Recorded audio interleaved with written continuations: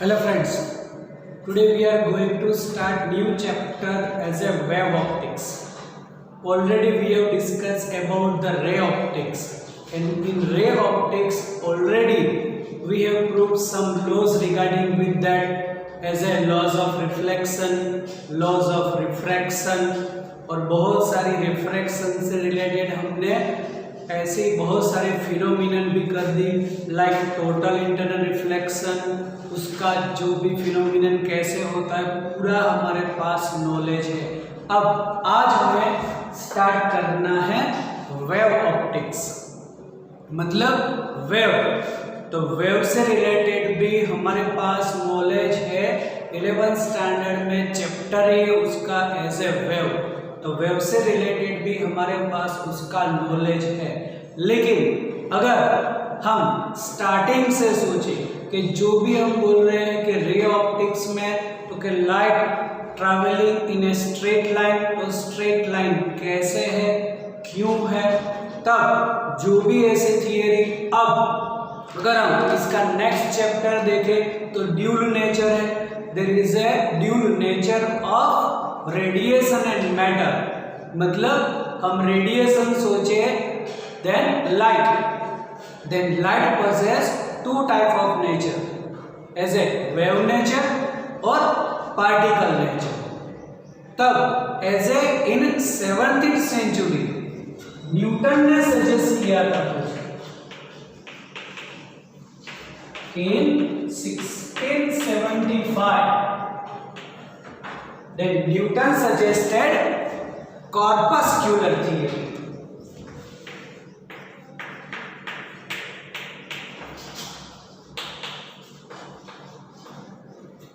कॉर्पस्क्यूलर theory मतलब कि light जो है वो ऐसे छोटे पार्टिकल से बना हुआ है, उस पार्टिकल्स को बोल दिया कॉर्पस्कल्स।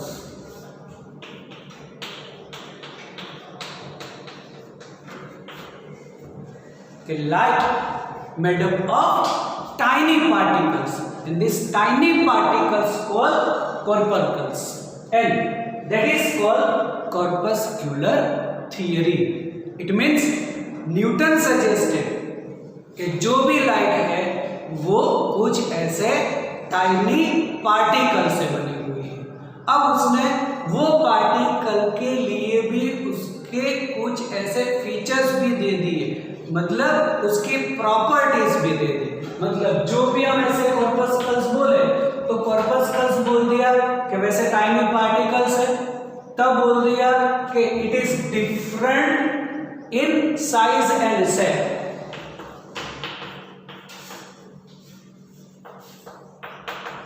डिफरेंट साइज के भी हो सकते हैं और डिफरेंट शेप में भी हो सकता है। It is perfectly rigid. तो रिजिड क्या है वो हमारे पास नॉलेज है कि जिसमें इंटर पार्टिकल का जो भी कुछ डिस्टेंस है या उसका शेप है, साइज है, कुछ चेंज नहीं हो सकती। Then Newton suggested corpuscular theory, उसमें उसने बोल दिया कि कॉर्पस्कल्स मतलब टाइनी पार्टिकल्स। कॉर्पस्कल्स का मतलब क्या हुआ, tiny particles, light made up of particles.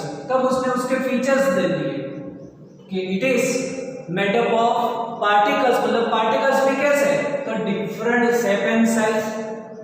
फिर इट इज रिजिड बॉडी, फिर it is totally elastic and the most important it is massless. थोड़ी देर के लिए सोचो कि कहीं से भी लाइट एमिट हो रही है, just consider bulb, otherwise tubelight, otherwise sun, कहीं से भी लाइट एमिट हो रही है। According to the Newton suggestion it is made up of tiny particles, और अगर वो टाइनी पार्टिकल्स मासलेस नहीं हुए, मतलब अगर तुम सोचो यहाँ पर कि ये कोई भी चलो ट्यूबलाइट है, घर पे भी जो भी ट्यूबलाइट है उसमें से ऐसे अलग अलग पार्टिकल्स, लाइट के पार्टिकल्स निकले, कॉर्पस्कल्स, और अगर उसका मास हुआ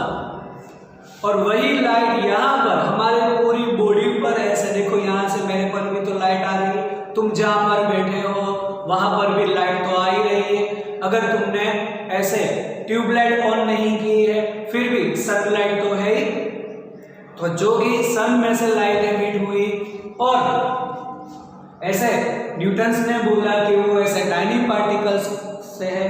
और अगर हम सोचे थोड़ी देर के लिए कि अगर उसका भी मास है तो क्या होगा, हमारे सर पे जो भी लाइट आएगी ऐसे कंटिन्यूअस फ्लो है, तो कंटिन्यूअस अगर ऐसे पार्टिकल्स यहाँ पर हमारे था ऐसे सिर के ऊपर लगेंगे तो क्या होगा हमारी हालत, है ना, वो तो हालत बिगड़ जाएगी। ऐसे यहाँ पर पूरी स्किन पे भी लगातार ऐसे लाइट गिर रही है, ऐसे पार्टिकल्स हमारे के ऊपर गिर रहे हैं और ऐसे धड़ाधड़ सभी जगह पर ऐसे लगेगा हमें, तो हम तो घायल हो जाएंगे वैसे, है ना। लेकिन क्या बोला, according to the Newton suggestion it is massless, कि पार्टिकल्स तो है बट इट इज मासलेस, इसलिए हमें उसकी कोई इफेक्ट नहीं होती। फिर इसी थियरी से उसने थोड़ी बहुत अलग अलग फिनोमिनन भी एक्सप्लेन की।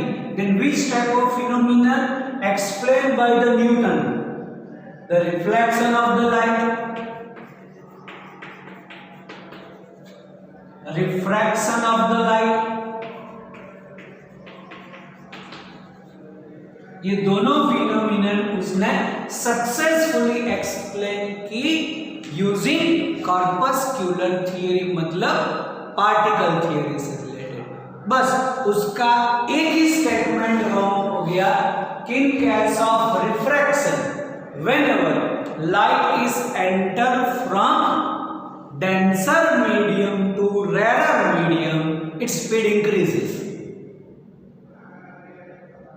ओके, ये जो स्टेटमेंट है कि whenever light enter from rarer medium to denser medium its speed increases, ऐसा न्यूटन ने सजेस्ट किया, and that is as per present day हमें पता है कि कभी भी लाइट ऐसे रेयर मीडियम से डेंसर मीडियम में एंटर हो तो उसकी स्पीड कम होती है।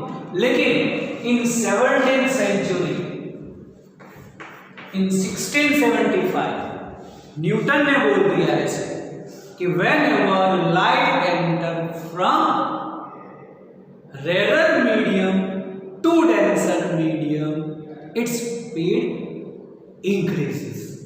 अब न्यूटन ने बोला तो कुछ तो उसका प्रूफ होगा उसके पास, उसने कुछ तो सोचा होगा।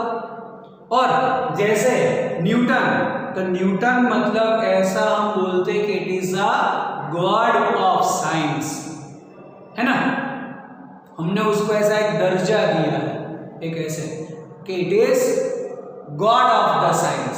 अब अगर गॉड कोई भी चीज हमें बोल दे तब हम उसको ऐसे रिफ्यूज कर देंगे, बोलेंगे हैं तुम तो गलत हो, ऐसा बोलेंगे। तो उस टाइम पर जैसे 17th सेंचुरी में इसने बोल दिया कि कॉर्पस्कुलर थियरी है, मान लिया सभी ने, बोले कि light made up of particles, tiny particles, तो इट्स ओके, चलो न्यूटन ने बोला है, हाँ तो कुछ तो उसके पास प्रूफ होगा, कुछ तो सोचा होगा, चलो सही है।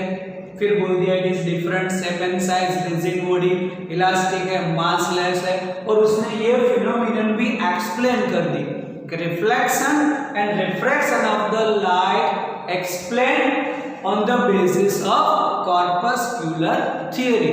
बस एक ही स्टेटमेंट उसका रॉन्ग हुआ कि whenever the light enter from rare medium to denser medium its speed increases. लेकिन उसने किस बेसिस पर बोला ये? तो चलो अगर हम यहाँ पर यही रिफ्रैक्शन का केस सोचे, just consider this line separate the two medium, यहां पर बोल देते हम एज ए रेयर मीडियम और यहां पर डेंसर मीडियम। ओके, यह बोल देते चलो वहां पर कोई भी एक normal, and just consider the light, light enter from rare to denser. According to the Newton's suggestion, corpuscular theory, the light made up of many particles, मतलब क्या होगा, तो one by one particle enter into the denser medium from rare medium. तब यहां पर जो denser medium है उसके अंदर भी तो बहुत सारे पार्टिकल्स होंगे। Just consider rare medium as air and denser medium as a water, तो वाटर के भी पार्टिकल्स तो है वहां पर। तो चलो ये कोई भी यहां पर ऐसे वाटर पार्टिकल्स जो भी है तुम यहां पर सोच लो। तब क्या करेंगे, वाटर पार्टिकल्स जो है वो ये जो पार्टिकल है इसके ऊपर ये वाला पार्टिकल इस डायरेक्शन में फोर्स लगाएगा, फिर ये वाला पार्टिकल है वो इस डायरेक्शन में, मतलब all particles apply the force on the particle of the light in their respective direction। अब अगर respective direction में फोर्स लगा more than one forces, तब बोल सकते हैं कि उसका एक resultant force आएगा and that resultant force is in downward direction। Okay, तो ये जितने भी यहाँ पर फोर्सेस लगेंगे उसका जो resultant force है वो बढ़ जाएगा कि नहीं, हाँ या ना, तो रिजल्टेंट फोर्स बढ़ेगा। अगर फोर्स बढ़ा तब बोलेंगे उसकी वेलोसिटी है वो बढ़ जाएगी। तो बेस्ड ऑन दैट यहाँ पर ये जो रिजल्टेंट पार्टिकल के ऊपर फोर्स लगा ऐसे रिजल्टेंट फोर्स हुआ और उससे यहाँ पर ये एंगल ऑफ इंसिडेंट, ये angle of refraction, the path of the particle is deviated. और कॉर्पस्कुलर बोला है, पार्टिकल है तो पार्टिकल बोलेंगे, then path of the particle is deviated from its original path, that is called refraction. तो refraction तो उसने सक्सेसफुली एक्सप्लेन कर दिया। और फिर ये जो रिजल्टेंट फोर्स हुआ तो resultant force is in downward direction. अब रिजल्टेंट फोर्स डाउनवर्ड डायरेक्शन में और फोर्स लगा, उसका मतलब यहाँ पर उसकी वेलोसिटी कुछ ज्यादा होनी चाहिए, ऐसा सोचा।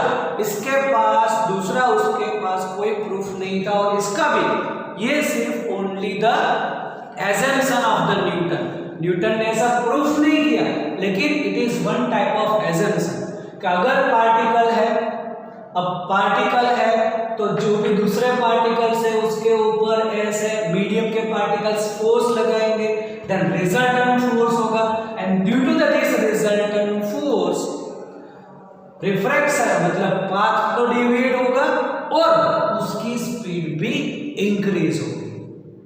लेकिन लेटर ऑन ये जो है वो कुछ रॉन्ग प्रूफ हुआ। किसने रॉन्ग प्रूफ किया वो भी हम ऐसे डिस्कस करेंगे, लेकिन ये एक theory, this is the suggestion of the Newton in 17th century. फिर उसने रिफ्रैक्शन तो सक्सेसफुली एक्सप्लेन किया, लेकिन इस चैप्टर में जो हमें फिनोमिनन पढ़नी है एज ए इंटरफियरेंस, फिर दूसरी फिनोमिनन है डिफ्रैक्शन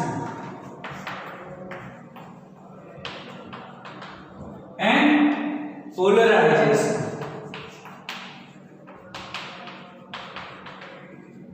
ये जो है वो न्यूटन एक्सप्लेन नहीं कर पाया।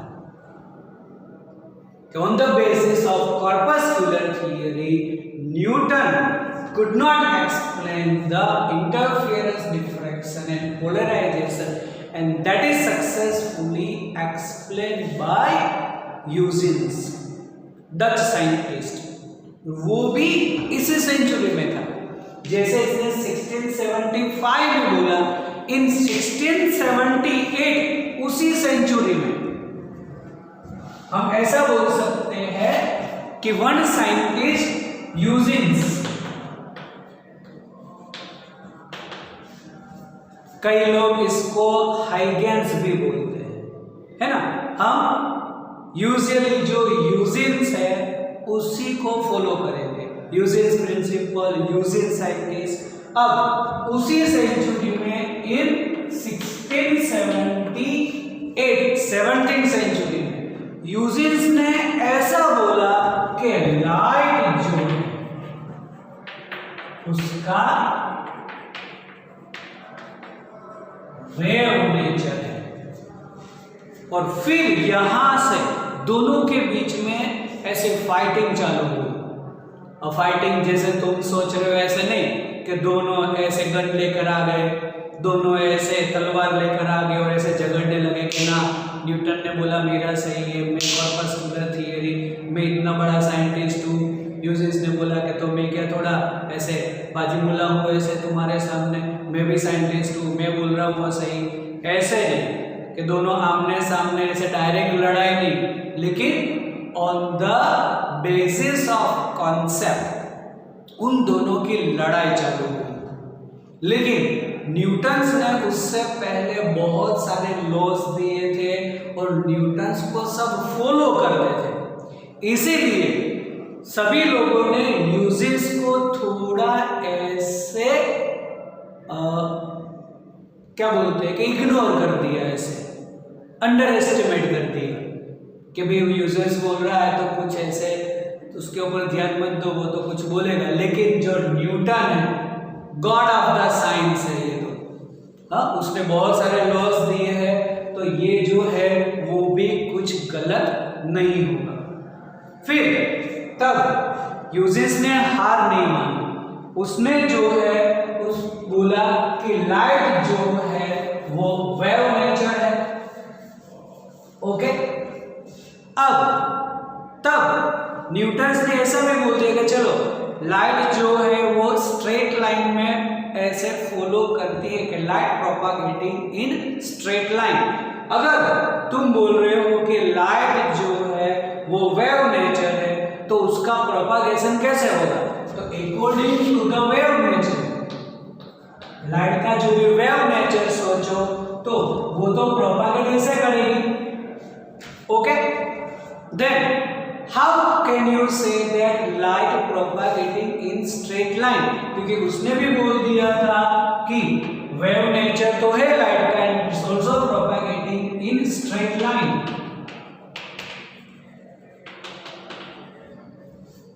तो अगर वेव कैसे ट्रैवल होगी, then how can you say that light propagating in straight line? At that time the यूजेस सजेस्टेड कि भले ये इसका ऐसे वेव नेचर है, वेव का भी ऐसा नेचर है, but the wavelength of light is much small, मतलब इसकी वेवलेंथ इतनी नहीं है। The wavelength of light is much small, much small. अगर हम स्मॉल वेवलेंथ वाली लाइट सोचे तो प्रोपागेट कैसे होगी? कुछ ऐसे। Then approximate it is considered as a straight line. तो उसने इसका भी एक ऐसा जवाब दे दिया न्यूटन को। उसकी आमने सामने ऐसे जो भी थियरी की लड़ाई हो रही थी तो उसने एक ऐसा सजेशन दे दिया यूजेस ने कि हाँ वेव नेचर है, but the wavelength of light is much smaller than approximate we can say it is straight line. फिर उसने जो भी थियरी दी तब यूजेस से भी थोड़ी बहुत गलती हो गई। जैसे न्यूटन ने गलती कर दी थी कि whenever light enter from rare to denser उसकी स्पीड इंक्रीज होती है। वो हमें आज पता है कि स्पीड कभी भी डेंसर मीडियम में ज्यादा नहीं होती। लेकिन उस टाइम पर उसने बोला था और सब लोगों ने मान भी लिया था। ऐसे ही यूजेस की भी थोड़ी बहुत ऐसे गलती हो गई। उसने बोल दिया कि जो भी लाइट उसका वेव नेचर तो है, बट अब उसने टाइप ऑफ द वेव में बोल दिया कि ये जो भी लाइट है it is mechanical wave.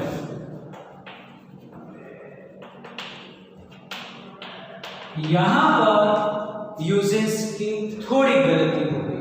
Eight present we know that light is non mechanical wave.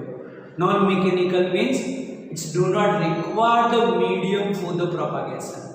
और ये जो मैकेनिकल वेव उसने बोला तब यूजेस ने उसको पकड़ लिया। पकड़ लिया मतलब ये पॉइंट पकड़ लिया, उसको ऐसे यूजेस को नहीं पकड़ा हाथ से, लेकिन ये पॉइंट पकड़ लिया उसने। हाँ, फिर बोला कि चलो according to your suggestion if the light is mechanical wave then mechanical wave need the medium for the propagation, then how from the sun light reach to the earth, क्योंकि यहां से यहां तक हम वैक्यूम बोलते हैं, then how the light propagate through the vacuum from sun to the earth. Light तो earth पर आई नहीं, सन की लाइट तो जब ये थियरीज नहीं आई थी तब भी, सन जब भी एग्जिस्ट हुआ, अर्थ जब भी एग्जिस्ट हुआ, सन की लाइट तो अर्थ पहुंचती है, हाँ, और उससे पहले भी पहुंचती थी। तब उसने बोला न्यूटन ने कि चलो अब बताओ मुझे कि how the light reach to the earth from the sun even though there is a vacuum. तब ह्यूजेस ने उसका आंसर दिया कि जैसे हम बोलते हैं कि चलो इन दोनों के बीच में वैक्यूम है, बट वैक्यूम भी वन टाइप ऑफ मीडियम है, और उसने वहां पर ईथर थियरी दे दी।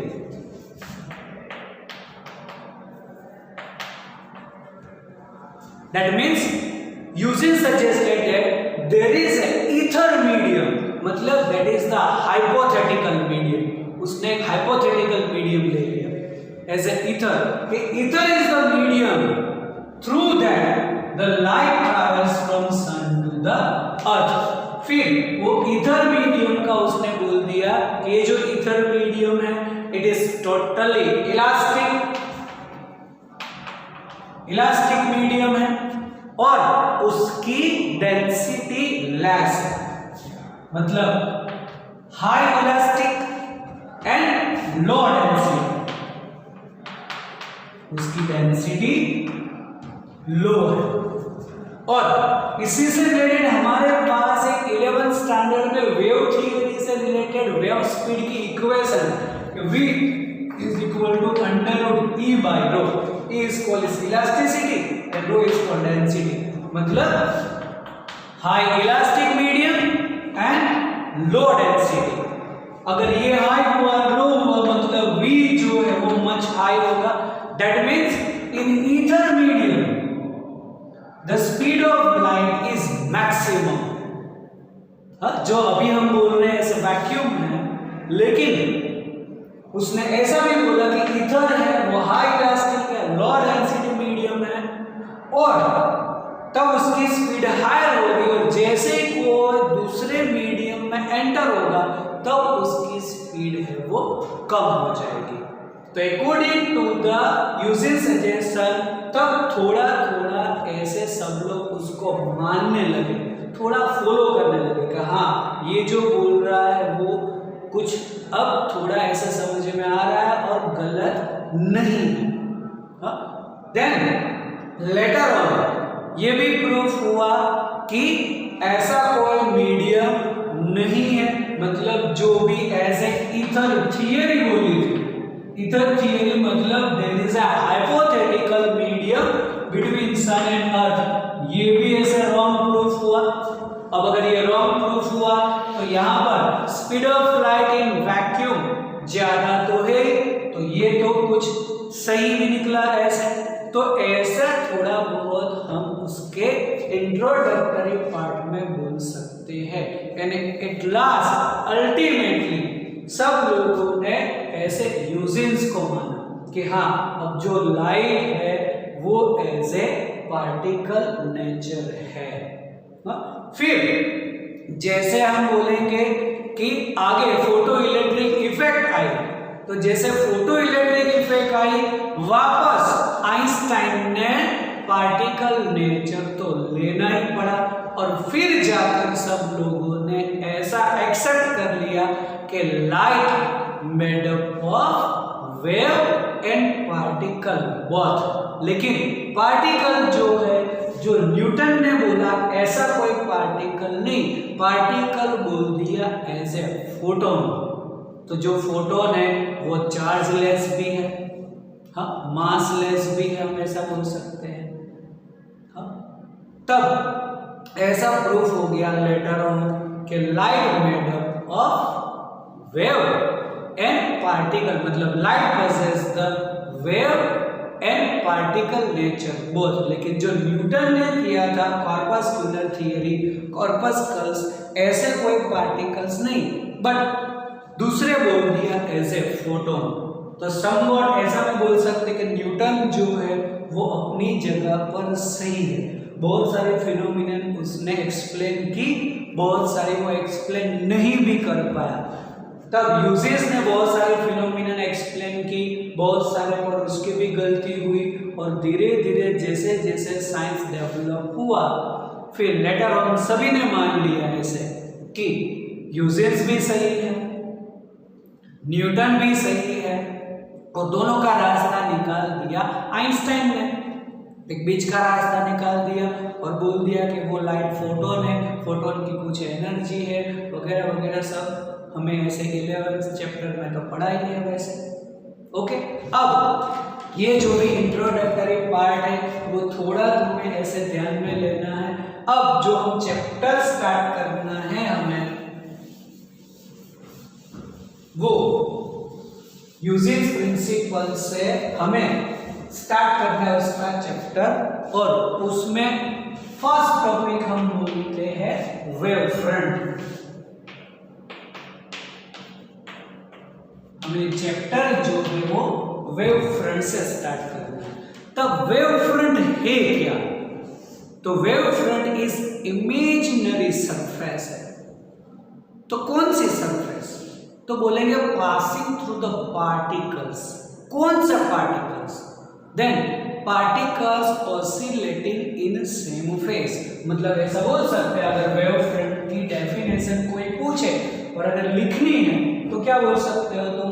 तो बोल सकते हो कि an imaginary surface passing through the particles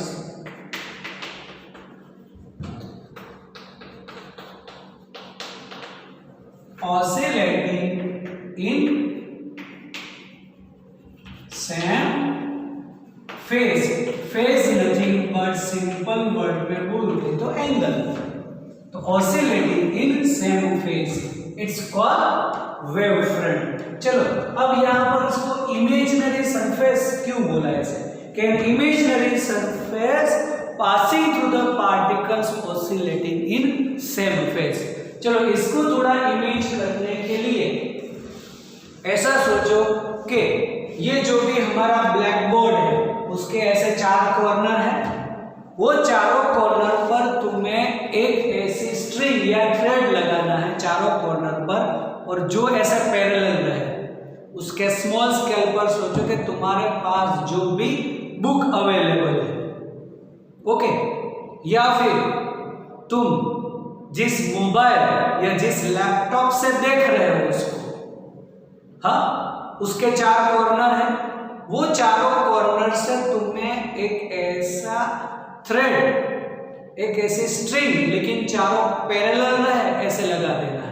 जैसे मैं बोल दूं कि यहाँ पर, चलो ये कोई भी एक मेरा सरफेस जिसके 4 ऐसे कॉर्नर है, और यहाँ पर मैंने ऐसे लगा दिया parallel string in proper tension, मतलब लूज नहीं होनी चाहिए।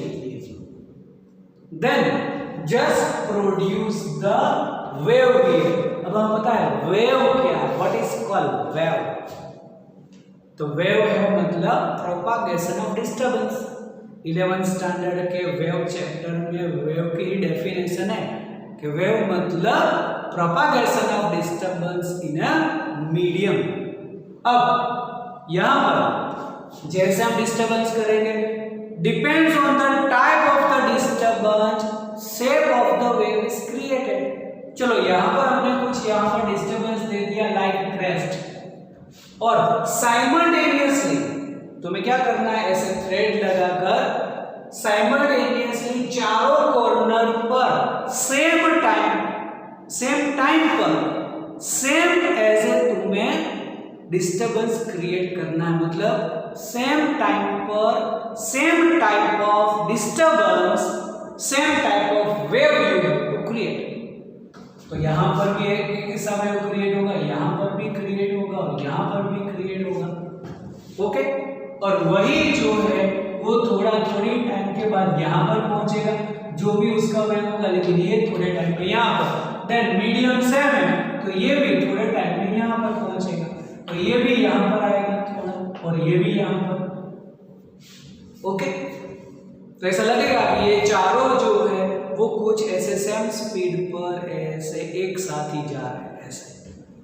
तब अब यहां पर हमने बोला कि एक सरफेस ड्रॉ करना है ऑसिलेटिंग इन सेम फेज, मतलब अगर तुम इसका मैक्सिमम पॉइंट चूज करो तो सभी का तुम्हें मैक्सिमम पॉइंट चूज करना पड़ेगा, लाइक ए बी या A dash B dash C dash and B dash, and just draw the surface.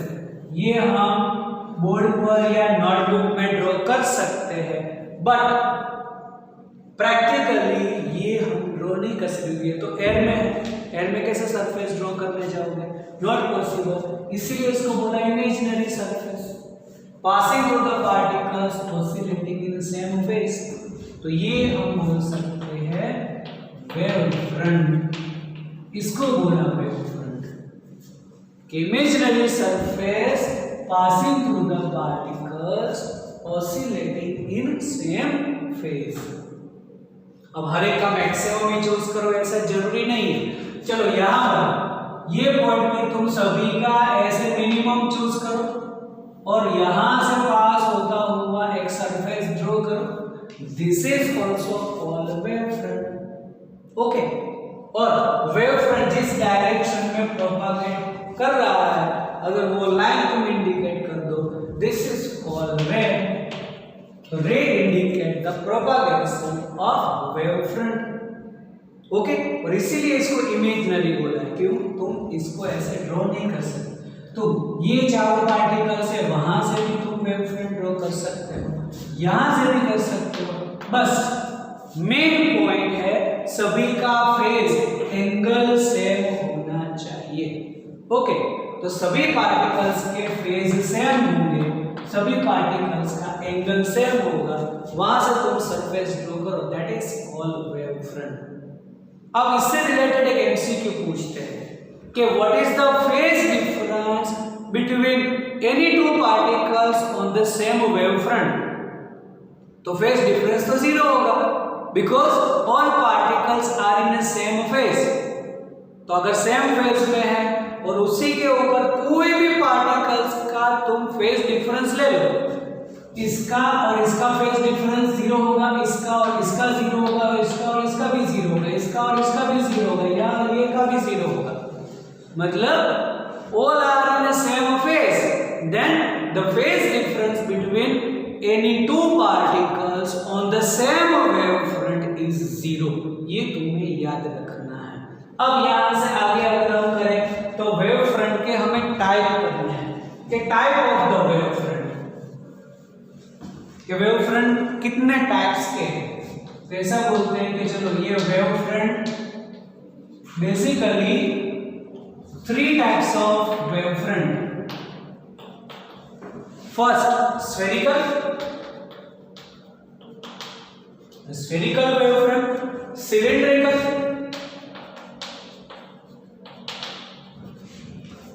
and plane wave.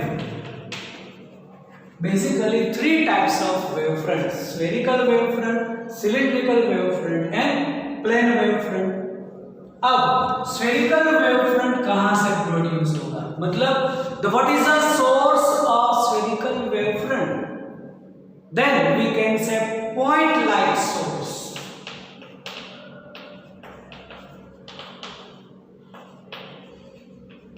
The point light source produce spherical wave front। तो point light source मतलब कौन सा source? Then you can say bulb। Bulb is the point light source। Otherwise large scale पर बोल सकते हो sun। कि sun is also considered as a particle, क्योंकि ऐसे बहुत दूर है हमारे से, तब उसको हम पार्टिकल एज ए पॉइंट सोच सकते हैं। When point like source produce the spherical wavefront। कैसे?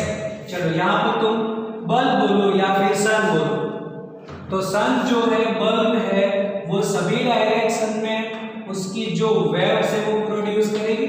चलो ये इसकी कोई भी डायरेक्शन ऑफ प्रोपगेशन, ओके, लेकिन हमें तो इंटरेस्ट है वेव फ्रंट में। तो वेव फ्रंट कैसे?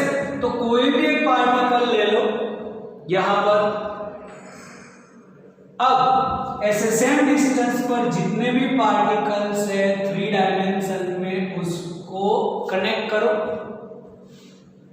तो ऐसा लाइक फुटबॉल बनेगा। तो ऐसा सोचो कि जो फुटबॉल है उसके सेंटर पर तुम एक छोटा सा बल्ब एलईडी लगा दो, तो लाइट तो सभी डायरेक्शन में जाएगी, लेकिन जो सरफेस बनेगा फुटबॉल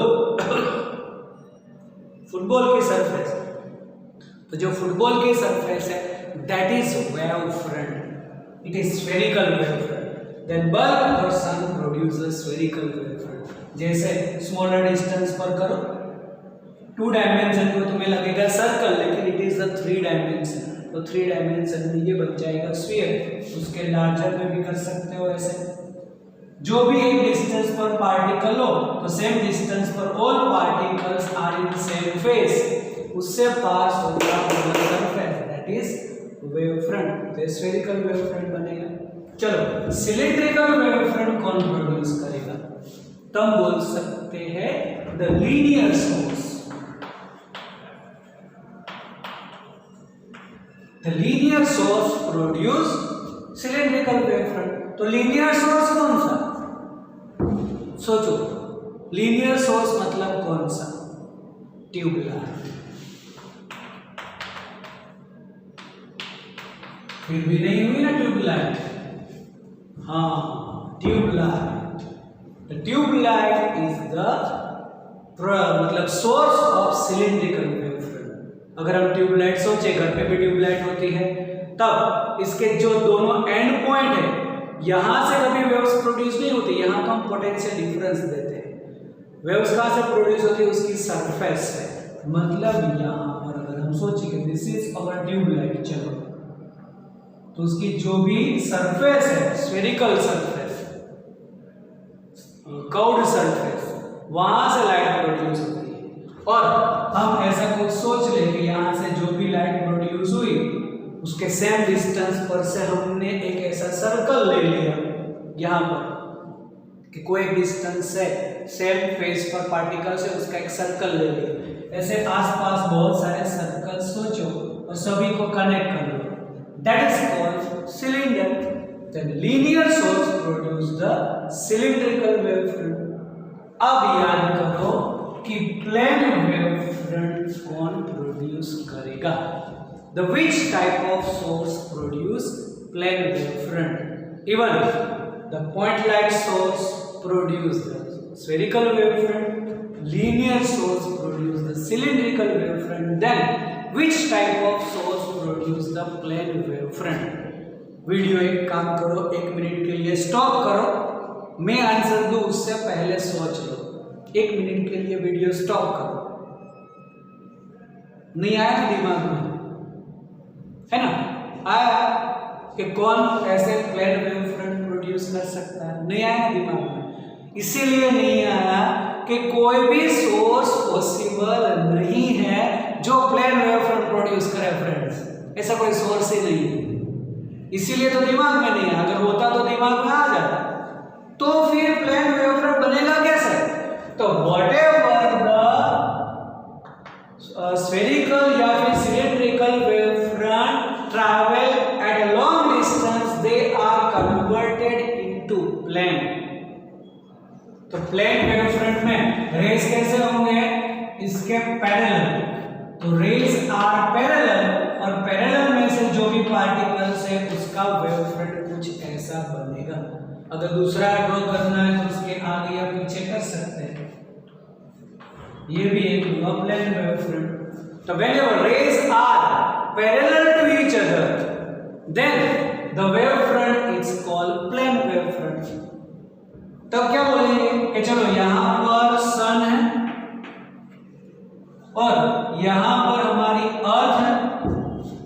ओके, अब यहां से बहुत सारी ऐसी वेव्स डिफरेंट डिफरेंट डायरेक्शन में जाएगी कि नहीं? तो चलो ये सभी वेव्स,